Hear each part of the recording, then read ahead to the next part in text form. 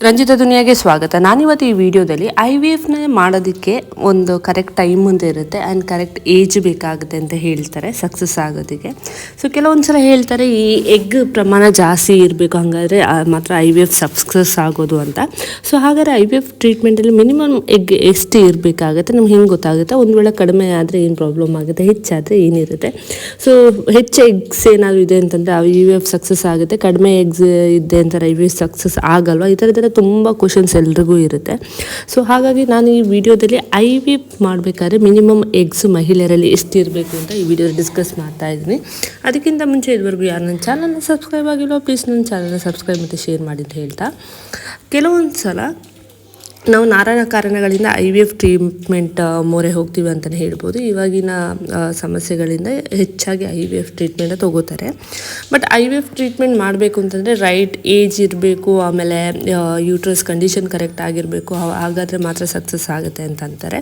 ಕೆಲವೊಂದು ಸಲ ಅಂತಾರೆ ಈ ಎಗ್ ಪ್ರಮಾಣವೂ ಜಾಸ್ತಿ ಇರಬೇಕು, ಹಾಗಾದರೆ ಮಾತ್ರ ಸಕ್ಸಸ್ ಆಗುತ್ತೆ ಅಂತ ಹೇಳ್ತಾರೆ. ಇದು ಬಿಲ್ಕುಲ್ ತಪ್ಪು ಅಂತ ಹೇಳ್ತೀನಿ. ಸೊ ಎಗ್ಸ್ ಮೇಯ್ನಾಗಿ ಏನು ಅಂತಂದಾಗ ಈ ಎಗ್ಸ್ ಕ್ವಾಲಿಟಿ ಮೇಲೆ ಡಿಪೆಂಡ್ ಆಗಿರುತ್ತೆ ಅಂತಲೇ ಹೇಳ್ಬೋದು. ಸೊ ಈ ಎಗ್ನ ಫೈಂಡ್ ಔಟ್ ಮಾಡೋದು, ಅಂದರೆ ನಿಮ್ಮ ಓವರಿಯಲ್ಲಿ ಎಗ್ಸ್ ಎಷ್ಟಿದೆ ಅಂತ ಫೈಂಡ್ ಔಟ್ ಮಾಡೋದಕ್ಕೆ ನಾವು AMH ಟೆಸ್ಟ್ನ ಮಾಡ್ತೀವಿ. ಇಷ್ಟು ಪ್ರಮಾಣದ ಎಗ್ಸ್ ಇನ್ನೂ ಬಾಕಿ ಇದೆ ಅನ್ನೋ ವಿಚಾರಕ್ಕಾಗಿ. ಒಂದೊಂದು ಸಲ ಏನಾಗುತ್ತೆ, ಸೊ ಎಗ್ ನಿಮ್ಮ ಏಜ್ ಆಗ್ತಾ ಎಗ್ ಪ್ರಮಾಣ ಕಡಿಮೆ ಆಗ್ತಾ ಹೋಗುತ್ತೆ.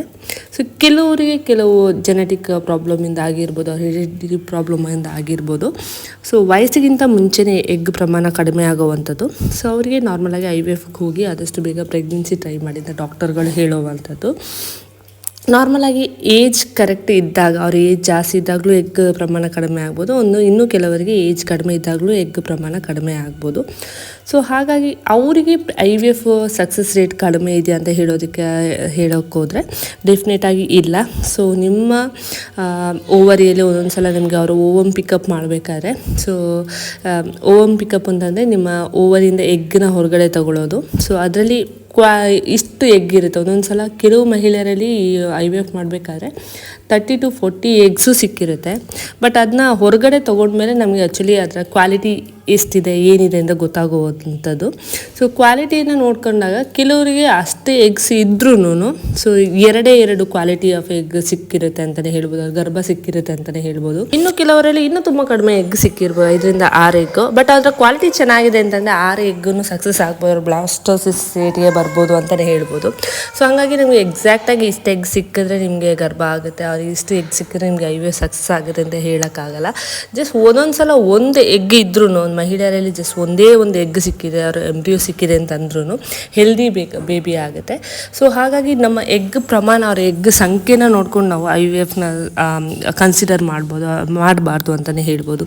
ಸೊ ಒಂದು ವೇಳೆ ನಿಮ್ಮ ಕ್ವಾಲಿಟಿ ಆಫ್ ಎಗ್ ತುಂಬಾ ಚೆನ್ನಾಗಿದೆ ಅಂತಂದರೆ ಇವನ್ 1 ಇದ್ರೂ 2 ಇದ್ರೂ ಸಕ್ಸಸ್ ಆಗೇ ಆಗುತ್ತೆ. ಸೊ ಹಾಗಾಗಿ ಈ ನೆಗೆಟಿವ್ ಥಾಟ್ಸ್ನ ಕೆಲವು ಡಾಕ್ಟರ್ಗಳೇ ಹೇಳ್ತಾರೆ. ಸೊ ಮೈಂಡ್ ಸೆಟ್ ನಮ್ಮ ಫ್ರೀ ಆಗಿರಬೇಕು, ಕರೆಕ್ಟ್ ಆಗಿರಬೇಕು. ಸ್ಟ್ರೆಸ್ ಮಾಡ್ಕೊಂಡು ಇನ್ನೂ ಪ್ರಾಬ್ಲಮ್ ಆಗುತ್ತೆ IVF ಟೈಮಲ್ಲಿ. ಸೊ ನಾವು ಇನ್ನೂ ಕಡಿಮೆ ಇದೆಯಲ್ಲ ಎಗ್ಸ್ ಇದೆ ಅಂತ ಆ ಥರ ಟೆನ್ಷನ್ ಮಾಡೋ ಬದಲು ಪಾಸಿಟಿವ್ ಆಗಿ ಏನೂ ಪ್ರಾಬ್ಲಮ್ ಇರಲ್ಲ, ಅವ್ರು ಡಾಕ್ಟರ್ಗಳೇ ಹೇಳೋವಂಥ ಈ ಥರ ಸ್ಟೇಜಸ್ ಇರುತ್ತೆ, ಅವ್ರು ಈ ಥರ ಎಗ್ ಇರುತ್ತೆ, ಎಷ್ಟು ಕ್ವಾಲಿಟಿ ಆಫ್ ಎಗ್, ನಿಮ್ಮ ಸಕ್ಸಸ್ ಎಗ್ ಏನು ಅಂತ ನಿಮ್ಮ ಎಗ್ ಹೊರಗಡೆ ಬಂದಮೇಲೆ, ಅವ್ರು ಓವಮ್ ಪಿಕಪ್ ಆದಮೇಲೆ ಡಾಕ್ಟರ್ ಅಬ್ಸರ್ವ್ ಮಾಡಿದ್ಮೇಲೆ ಮಾತ್ರ ಗೊತ್ತಾಗೋವಂಥದ್ದು. ಸೊ ಇದರಿಂದಾಗಿ ನಿಮ್ಮ ಎಗ್ಸ್ ಸಂಖ್ಯೆ ಇಂಪಾರ್ಟೆಂಟ್ ಅಲ್ಲ, ಕ್ವಾಲಿಟಿ ಇಂಪಾರ್ಟೆಂಟ್ ಅಂತ ಹೇಳ್ಬೋದು ಈ IVF ಪ್ರೊಸೆಸ್ಸಲ್ಲಿ. ಸೊ ಇದು ಇವತ್ತಿನ ವೀಡಿಯೋ ಫ್ರೆಂಡ್ಸ್. ಇದೇ ಥರ ವೀಡಿಯೋನ ಸಪೋರ್ಟ್ ಮಾಡಿ, ಲೈಕ್ ಮಾಡಿ, ಶೇರ್ ಮಾಡಿ, ಪಕ್ಕದಲ್ಲಿರೋ ಬೆಲ್ಲೈಕನ್ನು ಪ್ರೆಸ್ ಮಾಡಿ. ಯಾಕಂದರೆ ನಾನು ಏನೇ ವೀಡಿಯೋ ಹಾಕೋದು ನಿಮಗೂ ಫಸ್ಟ್ ನೋಟಿಫಿಕೇಷನ್ ಬರುತ್ತೆ. ಇದೇ ಥರ ಪ್ರೆಗ್ನೆನ್ಸಿ ಟಿಪ್ಸ್ ಆಗಿರ್ಬೋದು, ಹೆಲ್ತ್ ಕೇರ್ ರೂಟೀನ್ ಆಗಿರ್ಬೋದು, before pregnancy, after pregnancy, baby care, ಇದೇ ಥರ ಹೆಚ್ಚಿನ ಮಾಹಿತಿಯನ್ನು ಚಾನಲಲ್ಲಿ ಅಪ್ಲೋಡ್ ಮಾಡ್ತಾ ಇರ್ತೀನಿ. ನಿಮ್ಮ ಸಪೋರ್ಟ್ ತುಂಬಾ ಮುಖ್ಯ. Thank you.